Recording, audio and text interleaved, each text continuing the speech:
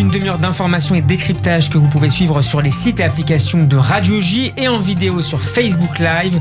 Au sommaire de cette édition, dans quelques minutes, le direct depuis le tribunal de Paris, où est examiné depuis ce matin les faits relatifs à l'attaque de l'Hypercacher en janvier 2015. On parlera également politique et séparatisme avec l'invité de ce 14h, le chef du service politique du journal du dimanche, David Revaud-Dallon. Et puis du sport également au menu de cette édition, de la diplomatie sportive précisément. Nous reviendrons sur la rivalité entre le Qatar et l'Arabie Saoudite avec le journaliste à SoFoot Adrien Kando. Voilà pour le sommaire. Tout de suite, on fait le point sur les dernières nouvelles avec le journal Gabriel Attal. Bonjour Eshana Tova. Bonjour Steve et Eshana Tova. En Israël, Gabriel, le confinement a commencé vendredi et il a engendré de nombreux embouteillages depuis ce matin. Un trafic intense dû au point de contrôle sur les autoroutes mis en place par la police israélienne dans tout le pays. Une seule voie de circulation était disponible et les forces de l'ordre ont arrêté les conducteurs pour leur demander où ils allaient. Malgré les points de contrôle, les rapports de circulation montrent un trafic inférieur à la normale, indiquant que beaucoup d'habitants israéliens restaient chez eux et se conformaient aux règles du confinement. Des embouteillages importants ont été répertoriés sur les routes 4 et 2 qui relient Tel Aviv aux régions côtières du nord et du sud, ainsi que sur la route 40 près de l'aéroport Ben Gurion. Et sur le plan comptable, 6 nouveaux morts ont été rapportés hier dans le pays. Le ministère de la Santé a recensé 1256 décès au total ce matin. Selon le dernier bilan, 2565 cas supplémentaires ont été diagnostiqués, portant le total à 52 262 cas actifs. Parmi eux, 643 patients sont dans un état grave et 170 sous respirateur. Niveau politique, des tensions ont émergé entre le coordinateur coronavirus et le ministère de la Santé pour savoir s'il fallait resserrer ou non les restrictions, Gabriel. Roni Gamzou a lâché ce matin à la radio Réchet Bête. Les gens doivent se réveiller, nous sommes en état d'urgence. Le cabinet coronavirus se réunira demain pour discuter de l'aggravation de la situation.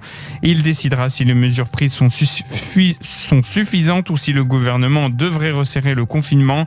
Roni Gamzou s'est opposé à un resserrement et a appelé à limiter les restrictions existantes pour ne pas infliger un coup fatal à l'économie, alors que le ministre de la Santé, Yuli Edelstein, préfère lui ne pas attendre compte tenu du nombre croissant de patients dans un état grave. Benjamin Netanyahu et l'ancien président de la Knesset sont pour réduire massivement le nombre de travailleurs autorisés à quitter leur domicile pendant le confinement. Et dans ce contexte, 11 personnes qui avaient manifesté hier à Jérusalem contre le confinement ont été arrêtées. Plusieurs milliers de personnes se sont rassemblées pour une manifestation hebdomadaire contre Benjamin Netanyahou devant sa résidence officielle. Plusieurs centaines d'autres ont protesté devant sa résidence privée à Césarée. Les manifestants arrêtés sont soupçonnés d'avoir troublé l'ordre public et d'avoir agressé des policiers. Et on entend ici l'un des slogans de cette manifestation hier à Jérusalem appelant à la démission de Benjamin Netanyahou. Benny Gantz, de son côté, le Premier ministre suppléant, se rendra à Washington ce soir pour rencontrer son homologue américain, le secrétaire à la Défense, Mark Esper.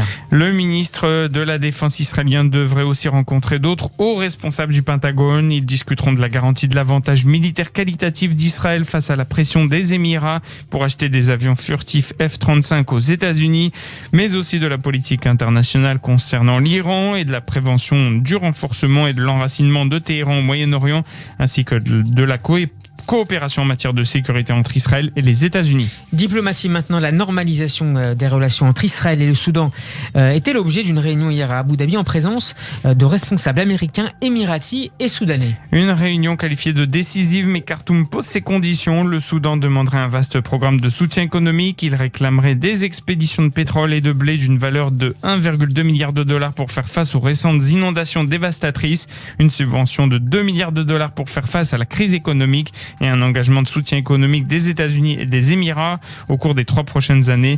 Le rapport indique que si les États-Unis acceptaient les demandes d'aide du Soudan, ils pourraient annoncer dans les prochains jours une normalisation de ses relations avec l'État hébreu. Et puis en Bulgarie, un tribunal a condamné aujourd'hui 2 terroristes liés au Hezbollah à une peine à perpétuité pour un attentat à la bombe contre des touristes israéliens à l'aéroport de Burgas. L'attaque de juillet 2012 avait causé la mort de 5 Israéliens, dont une femme enceinte. Leur chauffeur de bus bulgare avait fait plus de 35 un blessé.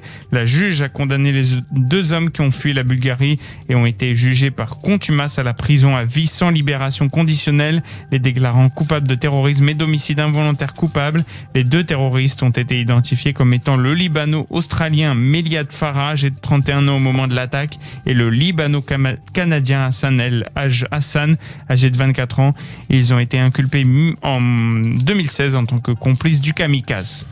En France, jour 14, semaine 4 au procès des attentats de janvier 2015, une 4e semaine consacrée à l'attaque de l'hypercacheur par Ahmedi Koulibaly. Et nous rejoignons tout de suite Michel Zarbib en direct du tribunal de Paris. Bonjour et Shana Tova, Michel. Shana Tova, Steve, bonjour à tous. C'est le déroulé de cet après-midi du 9 janvier 2015 à la porte de Vincennes qui est examiné depuis ce matin. Une prise d'otage dans l'hypercacheur qui a coûté la vie à 4 personnes. Oui, tout le monde s'en souvient. Et évidemment, cette prise d'otage, c'était la veille d'un Shabbat, d'un vendredi.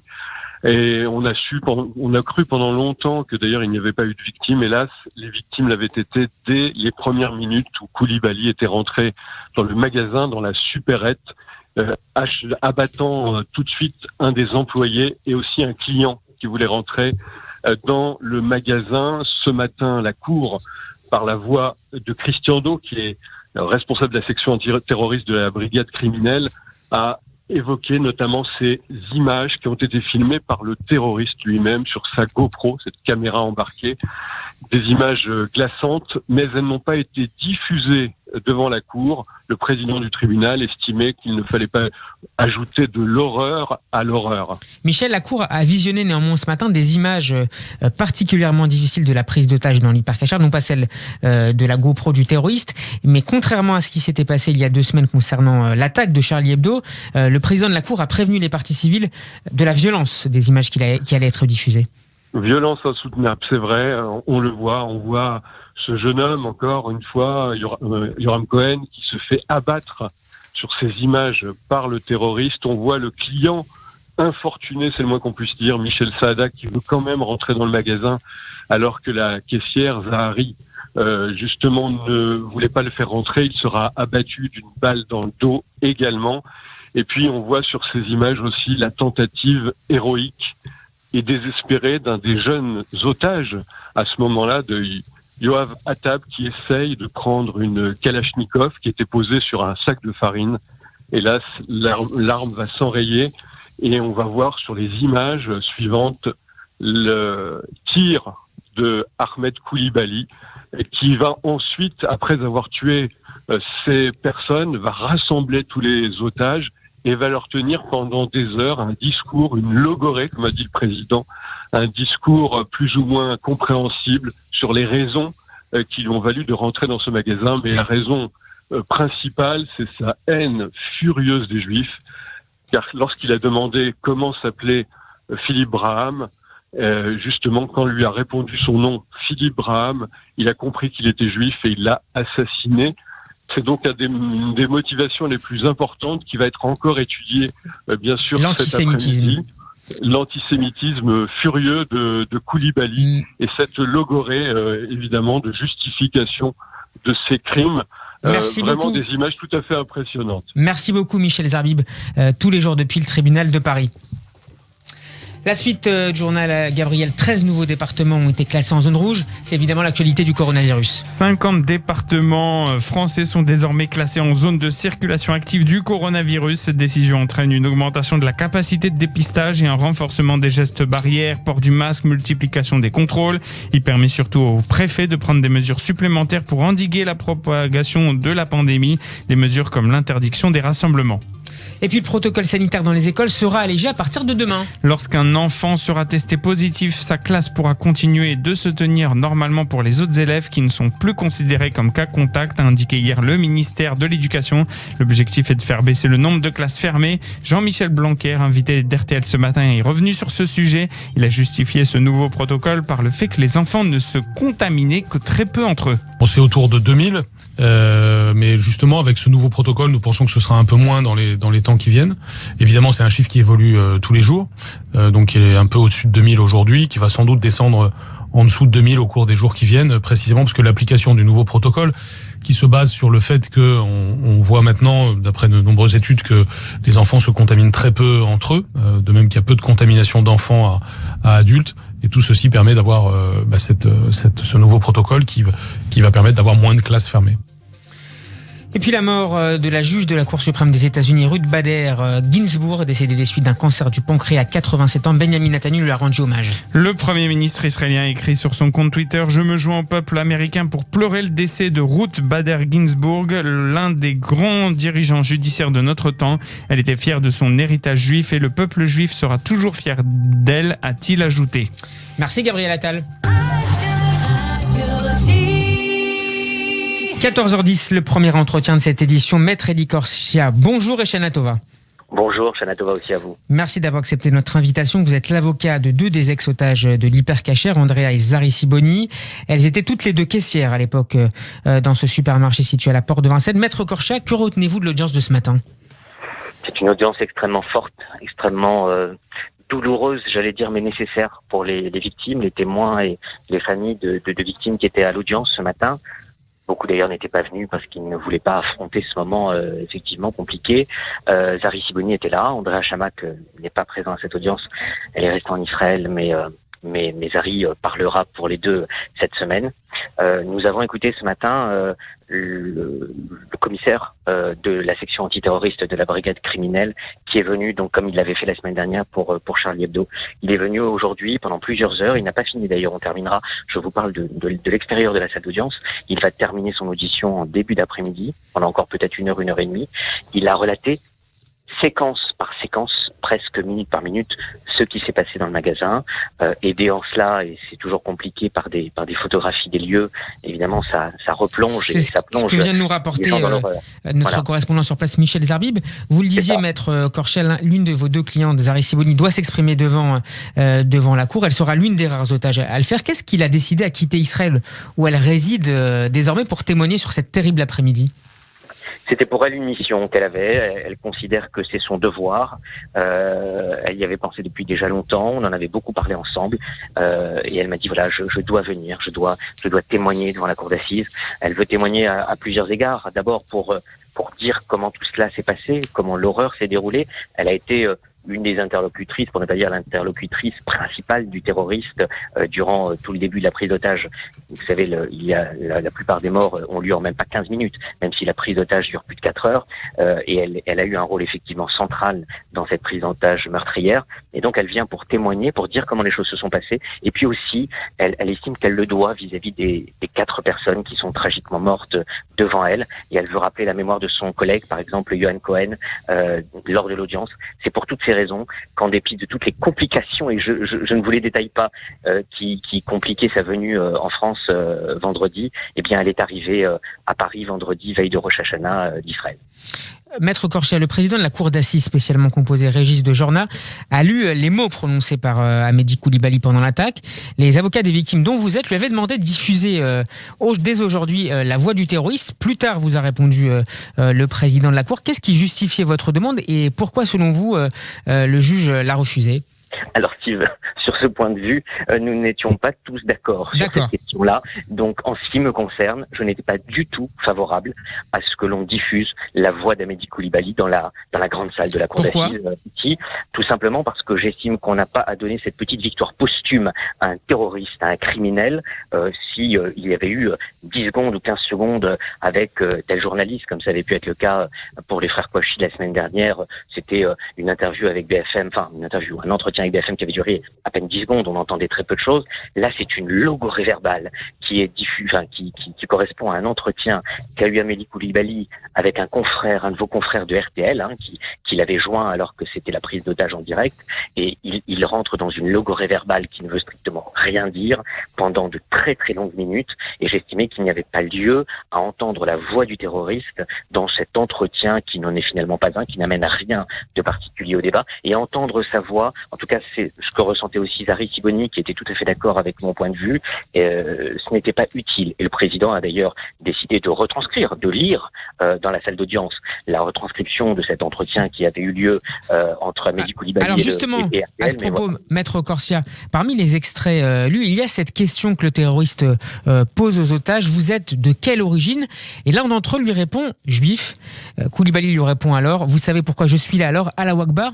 Quelle place tient précisément l'antisémitisme dans dans cette terrible attaque de l'hypercacher?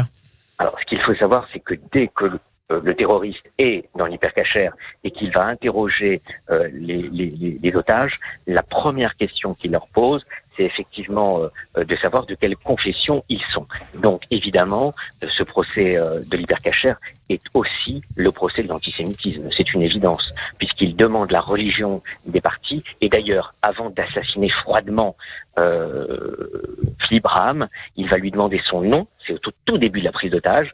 Monsieur Braham va répondre Philippe, et il va lui dire non. Philippe comment?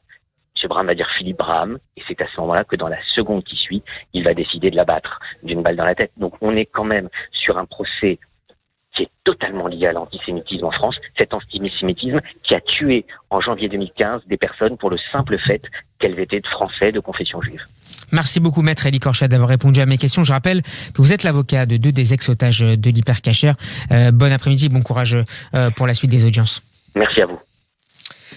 14h16, on va marquer une pause, mais ne bougez pas. On se retrouve dans un instant pour la suite du journal en compagnie du journaliste politique David Revaud-Dallon. Il sera question du projet de loi du gouvernement sur les séparatismes, en particulier islamistes. Vous êtes bien sur Radio J, à tout de suite. 14h18, merci de nous rejoindre pour cette deuxième partie du journal de 14h de Radio J. Steve Nadjer au micro, nous sommes ensemble jusqu'à 14h30 et tout de suite le grand entretien de cette édition. Comme tout lundi, nous parlons politique. David Revaud-Dallon, bonjour. Bonjour Steve. Merci d'avoir accepté notre invitation. Vous êtes chef du service politique du journal du dimanche. Emmanuel Macron devait évoquer demain les dangers du séparatisme depuis Lunel. Cette ville de l'Hérault a été sous les feux des projecteurs ces dernières années après le départ d'une vingtaine de jeunes djihadistes vers la Syrie. Le président a finalement décidé de reporter cette intervention. Pourquoi, selon vous, le faire alors qu'un projet de loi sur la question est en préparation ? Officiellement, ce report, il a lieu parce que à cause du contexte du coronavirus et que ce déplacement, effectivement, vu le contexte sanitaire, était compliqué. Ça, c'est la raison officielle. Officieusement, il y a une autre raison, c'est que ce qui est compliqué, c'est surtout la production de ce fameux projet de loi contre les séparatismes. C'est comme ça qu'il est intitulé. Au pluriel. Au pluriel, absolument. Le président Macron devait consacrer ce déplacement à Lunel, vous l'avez dit, à la question des séparatismes, a prononcé un grand discours. Le problème, c'est que le projet de loi, il n'est pas tout à fait prêt et qu'il s'avère extrêmement compliqué, surtout pour le président qui veut des résultats concrets et des choses très visibles pour les citoyens. Compliqué sur quel point précisément ? Là, c'est compliqué. Compliqué, pardon, sur quel point précisément ? Parce que forcément, quand vous rentrez dans les détails, soit vous faites un projet de loi uniquement pour la galerie, si j'ose dire, avec des choses très clinquantes et très marquantes, mais qui en réalité ne s'appliqueront pas. Maintenant, quand vous voulez rentrer dans le détail des choses et effectivement avoir des mesures efficaces et concrètes, là, c'est beaucoup plus compliqué. Un exemple, par exemple, est-ce qu'on va conditionner le versement de subventions publiques à une association au fait que cette association signe une charte d'engagement en faveur de la laïcité, par exemple. Toute une série de problématiques comme celle-là qui sont extrêmement pointues, extrêmement techniques et qui ne se règlent pas en quelques jours. Donc, le président, il a annoncé une grande offensive sur les séparatismes. En réalité, on ne va pas se mentir, ce qui est visé en premier lieu, c'est d'abord le communautarisme islamiste, mais pour avoir des mesures et des points d'action extrêmement concrets, c'est beaucoup plus compliqué que l'effet d'annonce. David Revaud-Dallon, vous avez interrogé dans le JDD d'hier Manuel Valls, l'ancien Premier ministre. Il met en garde contre un report de cette loi sur les séparatismes. Ça serait un très mauvais signal selon lui. Et il a ouvert la porte à un retour en politique en France et non plus seulement en Espagne. Est-ce qu'on peut l'imaginer travailler avec Emmanuel Macron dans les prochains mois ? Écoutez, je crois que c'est un petit peu compliqué, vu l'histoire des relations entre les deux hommes. Je crois qu'il y a un passif. Faut pas oublier que, très clairement, Emmanuel Macron, avant de se présenter en 2016, il avait un petit peu piqué le créneau, si j'ose dire, si vous m'autorisez cette expression, de Manuel Valls, qui était en quelque sorte l'homme qui cassait les tabous à gauche, qui était plutôt libéral alors qu'il était au Parti socialiste, qui était pour l'ordre, la sécurité, l'autorité, la laïcité. C'était des choses qu'on entendait peu jusqu'ici au au PS. Et Emmanuel Macron, il lui a un petit peu, je dirais, volé ce flambeau. Donc, les deux hommes se détestent. Manuel Valls, il s'est quand même beaucoup abîmé ces dernières années en France. Je ne suis pas certain que son retour au gouvernement soit à l'ordre du jour. En revanche, c'est toujours une voix qui porte et c'est quelqu'un qui, sur ces sujets, a une forme de légitimité parce qu'il les a évoqués assez tôt.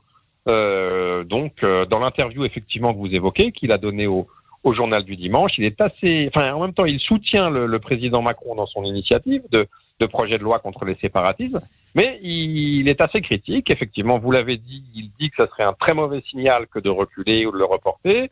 Et il met un petit tacle, je dirais, aux macronistes qui, ce sont mes mots, mais il le dit de façon assez critique, semble avoir découvert une fois au pouvoir la réalité de cette situation et notamment du communautarisme en France. Une dernière question, David Revaud-Dallon. La droite et l'extrême droite semblent avoir fait de cette question du séparatisme l'un des angles d'attaque favoris contre le gouvernement. Est-ce qu'Emmanuel Macron est finalement un peu mal à l'aise avec cette question ? Emmanuel Macron, c'est pas naturel pour lui cette question. Il y est venu finalement par la force des choses, par l'exercice du pouvoir. Souvenez-vous, quand il est élu en 2017, il a une vision qui est essentiellement économique et sociale. Ça veut dire que pour lui, ces questions-là, elles vont se régler par un développement économique, le fait de trouver du travail, de gagner sa vie correctement, d'être épanoui professionnellement. Il avait un mot qui s'appelait l'émancipation. Et il pensait que, voilà, si ça marchait, sur le plan économique et social, ces problèmes se régleraient d'eux-mêmes. Or, pas du tout. Finalement, la croissance, l'emploi primerait, en tout cas avant 2017 pour lui, sur les questions identitaires. Il avait une vision très économique. Il était plutôt libéral à l'anglo-saxonne sur ces questions de communautarisme, etc. Et puis, par la force des choses, la connaissance des rapports de police, des rapports de la DGSI, les différentes affaires, différents attentats qui ont eu lieu en France depuis son élection. Voilà, il a un petit peu effectivement ouvert les yeux et il s'est rangé à une position un peu plus ferme. Vous avez raison, je crois que cette question-là, mais au-delà de la question régalienne, les questions régaliennes, c'est-à-dire le terrorisme, la sécurité, la délinquance, la laïcité, le rapport à la République, tout ça, c'est un petit peu la faille d'Emmanuel Macron, et c'est d'ailleurs évidemment la droite et l'extrême droite qui l'ont senti, qui font un saut d'attaque finalement sur cette thématique-là, et ça pourrait effectivement être un des points d'affrontement de la campagne présidentielle de 2012, et c'est la raison pour laquelle, en fin de quinquennat, Macron essaye de se rattraper et met le paquet sur ces questions. Mais on le voit, c'est pas encore tout à fait gagné. Merci beaucoup David Revaud-Dallon d'avoir répondu à mes questions. Je rappelle que vous êtes le chef du service politique du Journal du Dimanche. Bon après-midi. Merci. 14h24, on rejoint tout de suite notre nouvel invité, Adrien Cando. Bonjour. Bonjour. Merci d'avoir accepté notre invitation. Vous êtes journaliste au mensuel SoFoot et vous signez ce mois-ci une enquête intitulée Cher News, consacrée à la rivalité sportive entre le Qatar et l'Arabie Saoudite. Comment le sport et le football notamment est devenu un enjeu de tension entre ces deux États ? Alors déjà, il faut savoir, il faut revenir, si vous voulez, aux origines en fait de la tension entre ces deux États. Comme vous avez évoqué à l'instant, donc tout commence en 1996 en fait quand le Qatar crée Al Jazeera, donc la chaîne d'information numéro 1 dans le monde arabe. Ça va être très mal vu par les Saoudiens et à partir de là, si vous voulez, la stratégie qatari va s'accélérer et ils vont racheter également le PSG bien des années plus tard. Donc c'est d'abord une offensive médiatique avant d'être une action de soft power sportive, si je vous Exactement, comprends. c'est le Qatar qui commence en fait à utiliser le sport comme outil de soft power, et depuis l'Arabie Saoudite essaye de faire son retard. C'est ce qu'on raconte plus ou moins dans ce papier-là. Vous expliquez que le Qatar a longtemps eu un train d'avance sur Riyad en matière de soft power. Vous venez de parler d'Al Jazeera, on peut également parler du PSG, mais finalement, c'est ce que vous expliquez très bien dans votre papier, c'est en train de bouger. Effectivement, c'est en train de bouger parce que l'Arabie Saoudite maintenant organise des compétitions sur son sol, en fait, notamment la Super Coupe d'Italie et la Super Coupe d'Espagne, en fait, qui sont jouées sur terrain saoudien. Ils investissent également dans d'autres sports, notamment dans le Dakar, le Dakar qui est organisé depuis l'année dernière en Arabie Saoudite. Donc voilà, l'Arabie Saoudite est en train de contre-attaquer sur le terrain sportif pour se créer une légitimité, pour rattraper le Qatar, en fait, qui a pris énormément d'avance. Donc voilà, les lignes sont en train de bouger sur le terrain sportif et notamment dans le football. Est-ce qu'on peut s'attendre à voir l'Arabie Saoudite investir dans les prochains mois ou les prochaines années dans le football en France pour faire finalement concurrence au PSG possédé par le Qatar ? Alors, c'est possible. Il y a eu la rumeur de rachat de l'Olympique de Marseille donc par les Saoudiens récemment, même si ça n'a pas été vraiment confirmé, ça restait quand même assez brumeux cette histoire-là. Ce qu'on peut imaginer, c'est que c'est un club de première ligue qui pourrait éventuellement être racheté par les Saoudiens. On a parlé, je crois, de Newcastle il y a quelques mois. Exactement. Alors Newcastle, ça a vraiment failli se faire en l'occurrence. Des moyens ont effectivement été investis. C'est la première ligue qui n'a pas accepté ce rachat en fait en définitive. Sinon, il aurait pu être validé. Hein. Il y avait effectivement des fonds qui avaient été déplacés pour le rachat de ce club-là. Mais finalement, ça n'a pas pu se faire. Mais effectivement, les Saoudiens, on peut supposer qu'ils ont dans un coin de leur tête cette idée de racheter un club. Merci beaucoup Adrien Cando d'avoir accepté mon invitation. Je rappelle que vous êtes journaliste au mensuel SoFoot et qu'on peut retrouver votre enquête dans tous les bons kiosques. Bon après-midi. Au revoir. Allez, on va terminer en musique cette demi-heure. C'est désormais une tradition. Au menu de la bande-son du 14h aujourd'hui, Idan Hamedi. Son nom ne vous dit peut-être rien, mais son visage vous est certainement plus familier si vous suivez la série israélienne à succès Fauda. Idan Hamedi y tient le rôle de Sagi. Je vois Hélène Schumann hocher de la tête. Sagi qui rejoint l'équipe de Doron Kabilio dans la saison 2. Mais Idan Hamedi est également chanteur avec déjà 5 albums à son actif. On écoute tout de suite Adon à Selichot, une reprise mélodieuse d'une des prières récitées en cette période de Nouvel An juif. Dans un instant, vous aurez la joie d'être accompagné par Hélène Schumann, que je salue. Merci de votre fidélité. Shana Tova à nouveau. À demain. Portez-vous bien.